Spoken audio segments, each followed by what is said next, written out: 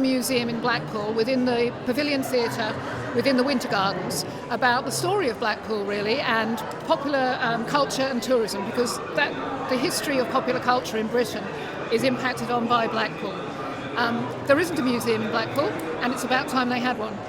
So we're working with HLF and council backing to develop a museum project, and this event is informing the museum.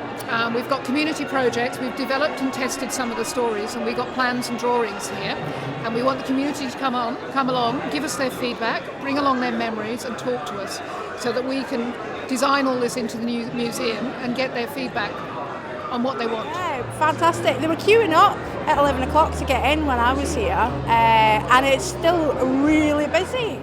And they're showing me what plans they have and how it's developing as a museum. A different type of museum, I suggest.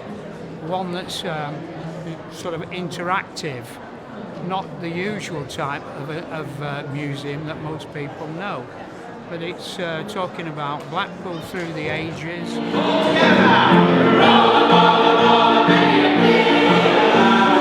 I think it's wonderful. I think it's a really good start for the people of Blackpool, for them to get involved and to get interested in what's going on. A very unique museum, a museum which tells stories in a very different way, which is attractive to not only the residents but visitors to Blackpool. So people who wouldn't normally go to museums, people who are afraid of the word museum.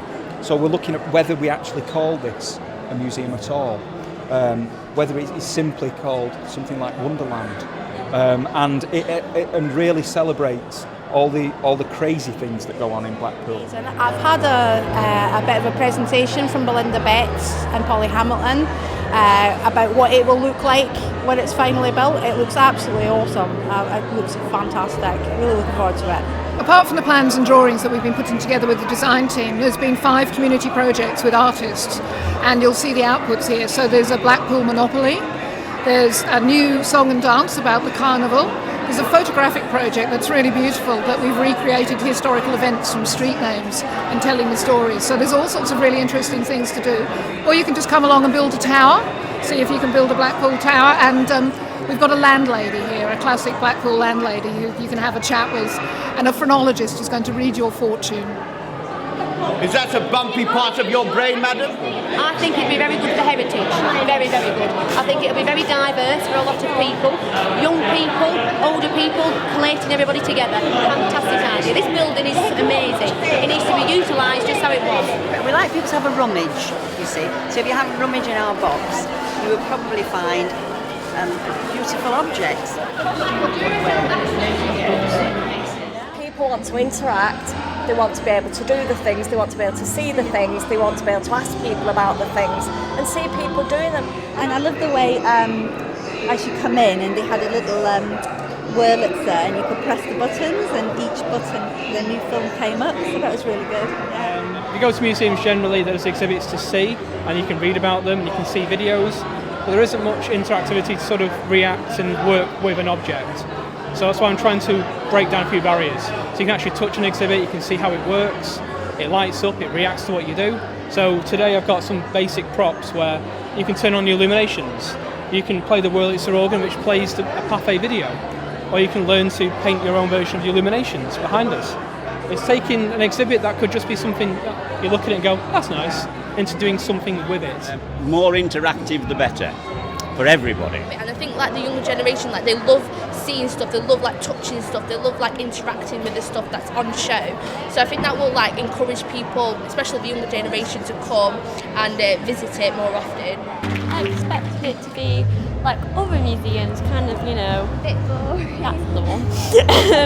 But it was more fun and there was more things to do. And we've been working with local community groups to create creative museums, like little mini museums. And these are the 3 adults museums that we've been working on. And they wanted to show Blackpool in a creative way, in history that came to life, so people could really engage with them. So there's things you can touch, things you can pull out, you can dress up, you turn things, and there's lots of facts in there, so the facts are kind of hidden. So quite often we're teaching children without them thinking they're being taught, which is great. There's loads of things inside the box, but we get to play with. And now we're making a Blackpool Tower. I'm into art and making, so this is a good experience. I think it'd be different than any other museum.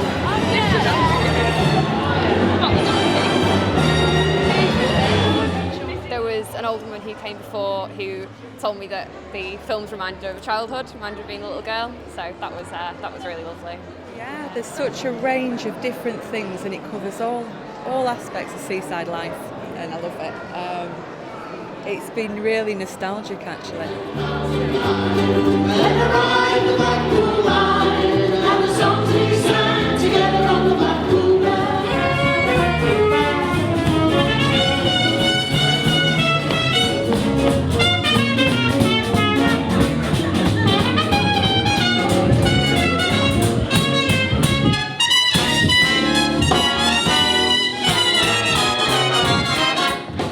Also music and dancing here, and one of the dances that we're doing is called the Blackpool Walk. 1, 2, 3, let's go! Oh, doing the Blackpool Walk, it's become a Hilton star. The Blackpool champion is the Blackpool Walk. The spirit of these is what we're looking to take forward. It's really about those exciting and novel ideas to really engage with a different type of museum visitor. Well, Blackpool was built on tourism and entertainment, so it's important that we celebrate that and tell people that not only has it got a history, but it's also got a future as well. And when you look around and you see what was happening tens and almost hundreds of years ago, and you think where we are now with entertainment and leisure and tourism as it is, and it's also about what the next 100 years is going to be as well. So hopefully this museum will sort of bridge that gap between the past and the future. I think it's really exciting for Blackpool. I think it's something that's very much needed as well. Blackpool's always been really sort of focused on going forwards, and it's done that, it kind of rejuvenates itself, reinvents itself quite regularly. But being able to have that ability to look back, see where we've come from, is absolutely fantastic. And the stories that will come out of that for people as well will be great. And I'm very, very excited to think that at last there's something that's going to reflect what has been a huge, important part of Blackpool: entertainment, guest houses, holidays. We're the best town when it comes to seaside. You know, doing it properly on a big scale, doing it, you know. And I think our history is just so amazing in Blackpool. Yeah, it has to be here, and it has to be soon. It's going to be a massive success. Done properly, it will be an absolute success because we've got nothing like it. But the way they've presented it today, I think certainly it's got that sense of it not just being a standard museum that tells the same old stories that we've all heard 1,000 times. It's more about something that tells something that's got a bit of personality, just like Blackpool, really. I don't think we could have a traditional museum in Blackpool. It's not a traditional town. Because museums sometimes have a reputation of being old, dusty, boring. We need to be up, fun and lively. And it means something to people. It really does. Millions of visitors have come to this resort, and mainly they've had a good time. They come here for fun, don't they? That's what it's all about.